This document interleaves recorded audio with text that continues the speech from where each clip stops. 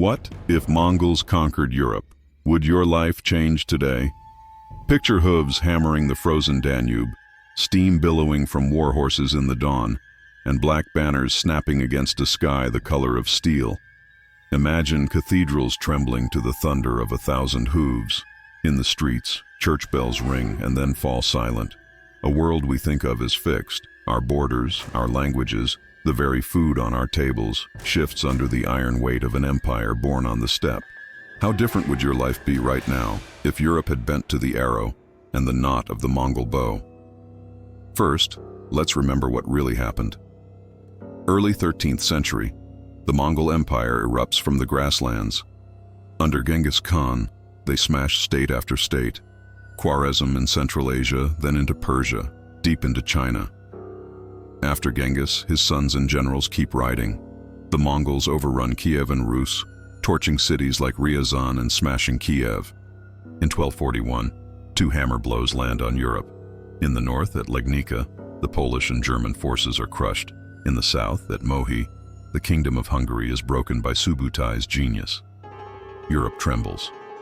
Vienna hears rumors. Monasteries pray. Kings hesitate. And then, the riders vanish. Why? Because a heartbeat far away changes everything. The great Khan, Ögedei, dies. By tradition, Mongol princes must return to the homeland to choose a new supreme ruler. Batu Khan breaks off the campaign, Subutai turns his horse east, and Europe exhales. Historians debate whether the Mongols would have kept going if Ögedei had lived. Constraints were real.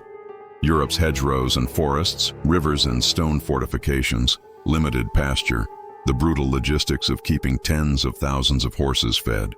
But let's say the hinge of fate swings the other way. What if Ögedei Khan lives another 10 years? What if reinforcements cross the Volga? The supply trains of the Yam, the Mongol relay road, reach deep into the Carpathians, and Subutai is given total freedom to finish what he started. Our alternate timeline opens in 1242 with the Danube frozen like a road of glass and the Mongol vanguard already scouting Vienna. This time, they do not stop. Vienna falls not to a single great siege, but to relentless strategy. Rivers used like highways, towns isolated, supply lines strangled, betrayal coaxed from hungry nobles. The Holy Roman Empire, already a patchwork of feuding princes, cannot coordinate. Bavaria's knights ride, but they ride alone, and the steppe tactics, feigned retreats, arrow storms, lightning maneuvers, bleed them dry. Regensburg bends the knee, Nuremberg burns, Prague pays tribute to save its walls.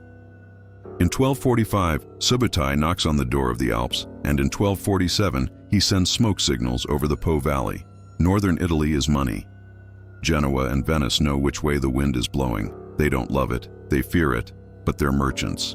They cut deals. The Mongols are not scorched earth for its own sake. They are transactional.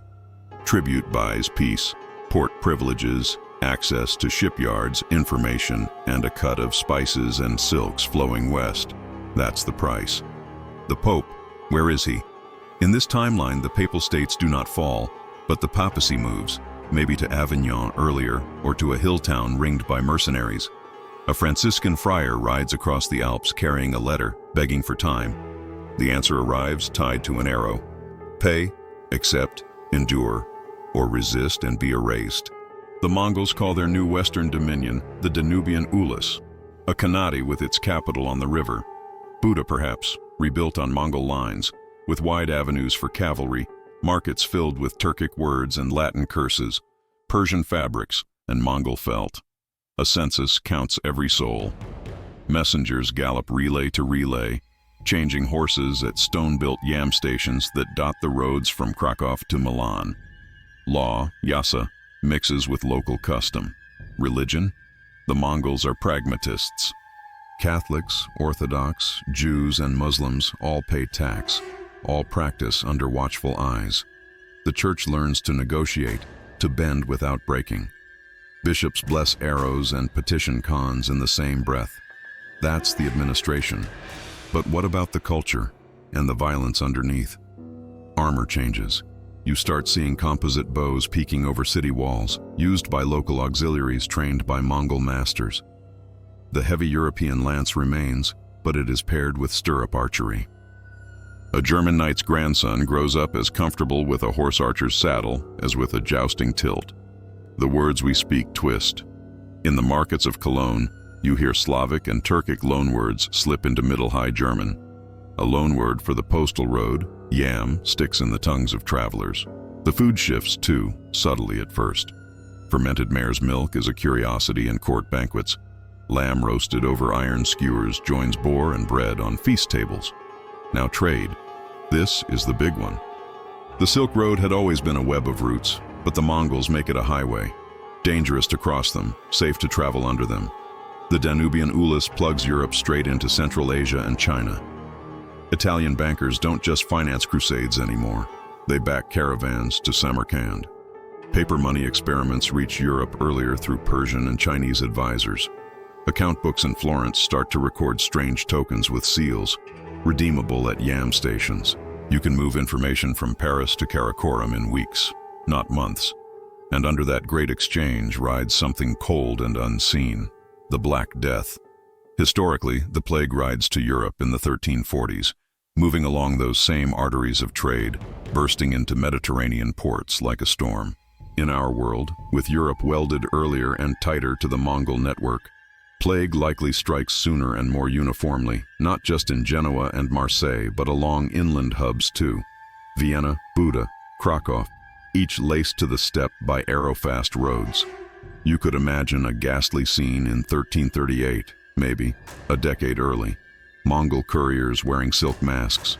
Yes, that was a thing. Bearing orders to quarantines at trade stations. Clerks tallying the dead by tribe and by town. The Khan's envoys seal borders for days at a time to break the chain of infection. A brutal but organized response unmatched by bickering European princes. Fewer witch hunts, more cordons. Still, the Reaper doesn't care who writes the orders. Bodies pile. Abbey bells toll until the ropes fray. But after plague comes change. The scarcity of labor detonates feudal certainties across the West. In our timeline, peasants bargain hard, wages rise, and serfdom cracks. Under a Mongol tax system that cares less about who owns the land and more about whether coin arrives on time, social mobility might be faster. Serfs flee to yam towns and become transport hands, arrow fletchers, accountants for caravanserais. Cities under Mongol protection issue charters to lock in workers. A cobbler in Vienna, freed from his lord's manor by plague and opportunity, signs a contract with a Genoese agent to carry boots to Tabriz. What about knowledge? Here the fusion could tilt history in startling ways. Gunpowder, already known in China, crosses borders under imperial blessing instead of suspicion. Europe's first cannons might arrive not as random experiments, but as standardized technology taught by siege masters who had already taken Chinese, Persian, and Russ's fortresses. Stone keeps in Germany might face thunder earlier. Call it 1280 instead of 1330. War changes faster. Castles squat lower, walls thicken, and cities invest in bombards alongside bell towers. And the book? Printing will still belong to Europe's future. But maybe the paper it prints on comes earlier and cheaper through Mongol networks. Papermaking spreads under license to Italian and German towns in the late 13th century. Scribes multiply. By the time Gutenberg plays with movable type, he's not inventing in a vacuum. He's dropping a spark into a continent preloaded with tinder, paper, postal roads, and a readership fluent in correspondence. Letters fly across Eurasia. Scholars in Paris cite astronomers in Moraga the same year their works appear. The Renaissance still blooms, but with an unmistakable scent of the East. Chinese perspective techniques filtered through Persian miniatures, motifs of cloud scrolls and lotus blending with Gothic arches. A cathedral mural in Prague shows St. George with a bow at his saddle, and a dragon whose scales look suspiciously like a Tang pattern. Religion does not escape the reshaping. A tolerant overlord can often be a disruptive one. When your sovereign doesn't care whom you worship, as long as you pay, the church's political role thins, but its pastoral role deepens. It competes not against a rival church so much as against indifference and taxation. The energy that fed our Reformation might not vanish, but it changes color. With ecclesiastical properties taxed at the Khan's pleasure, monasteries commercialized sooner, selling finer cloth and paper. When dissent finally erupts in the 1500s, it is less a thunderclap and more a series of controlled burns, localized, brokered, folded into treaties between khans and princes. A monk in Saxony nails arguments to a door, yes, but the negotiations that follow include Mongol envoys asking one question: will this split hurt revenue or calm the streets? What of the Ottomans, the anvil on which so much late medieval Europe was forged? In this world, the Ottomans climb but face a predator to the north and west. The Danubian Ulus has no interest in seeing a rival empire swallow the Balkans. Some wars happen anyway. Frontiers breed friction. But imagine a treaty line, a buffer carved through Thrace, Byzantine remnants propped up as neutral ground, a Constantinople that survives as a vassal city, its domes gleaming like gold coins under two empires' gaze. The final fall of the city might be postponed a century, or never happen at all. Now turn the compass west, to the sea. Does Europe still sail for India, still discover the Americas? Here the timeline wobbles in fascinating ways. Strong overland trade might seem to delay maritime exploration, but the Mongols tax ruthlessly. Merchants hate taxes. With direct access to Chinese compasses, stern-post rudders, and detailed sailing knowledge passed along falsified cargo lists and whispered in caravanserais, the Portuguese and the Genoese get new tools earlier, and new reasons to avoid paying khanate tolls. So you could see two waves. In the late 14th century, before the worst of plague recovers, some early probes push down the African coast, farther than in our world. Then the pestilence slows it all brutally. After recovery, a second wave in the 15th century goes harder, with clearer objectives and better instruments. When caravels finally jump the Atlantic, they do so under a Europe that is less a collection of hungry rivals and more a battered confederation inside a khanate system. Colonization looks different. Fewer privateer kingdoms, more chartered companies sanctioned by a Khan's chancery. Settler colonialism slows. Trade posts bloom first. Conquest follows cautiously. The Americas are contacted, but the urge to carve huge land empires is strangled by a Eurasian bureaucracy that prizes toll choke points over distant farms. And Russia? In our timeline, Muscovy rises under the shadow of the Mongol yoke, eventually overthrowing it and building an empire looking both ways. Here, with the West also yoked, Russia's isolation shrinks. The line between East and West blurs into a Eurasian middle, a 1,000-mile belt of mixed law and custom. When a czar does rise, he's not an outlier.